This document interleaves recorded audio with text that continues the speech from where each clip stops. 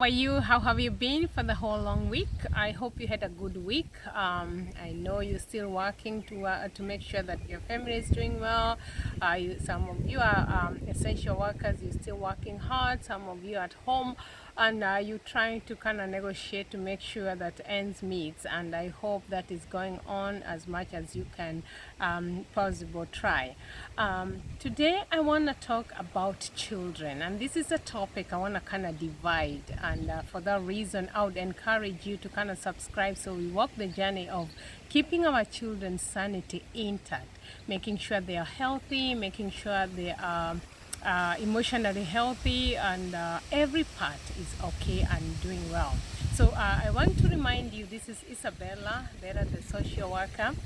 And what I talk about here in this YouTube channel is just for your empowerment. It's just to make you have knowledge, and because knowledge is power, take it. I'm giving it to you, and it is not for treatment. So if you ever need any kind of treatment, we have people who are concerned and they can help you. Now, as I said earlier, I want to talk about children. I want to talk about safety. I want to talk about their emotional well-being, and today I want to touch a little bit of their emotional part. Our children are at home, and this might be a whole long year being at home, and this is something new to them. And for that reason, they are not going to school. They are not meeting with their friends, with their teachers, who they have already built a relationship. And for that, they might be going through something that you might not be aware. You need to understand your children's emotional status. Say, for example, is my child a happy child?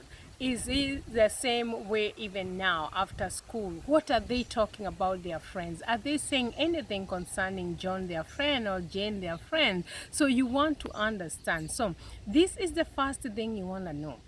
Now that they are not going to school, sit down with them, have a moment with them, sit on one-on-one. If you have children, do not just bring them and say, oh, let's talk.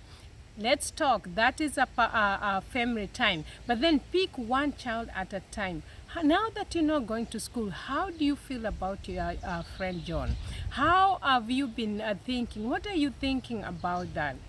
Do you know what is going on? Do you understand why you are not going to school? Now, I want to tell you, when you are explaining this to them, you need to be very shallow. Do not give details of what is going on, details of the pandemic. We have coronavirus pandemic. We have other issues going on. You need to understand that the more detail you become to your children, the more traumatizing it could be. And so you want to tell your children the very important message. But then if they have to ask, if they ask you, why are you doing this? Why is this happening? Why is the world saying this? You need to understand and be very careful. Now, let me go back to the emotional part. Sit down with them and fathom. Now that you're not saying, John, this is how I'm feeling, Mama. And so if this is how I'm feeling, then sit down with them from time to time, check, explain. You're not saying John for now, but at some point we're hoping that things will be all right, and you're gonna go back to school.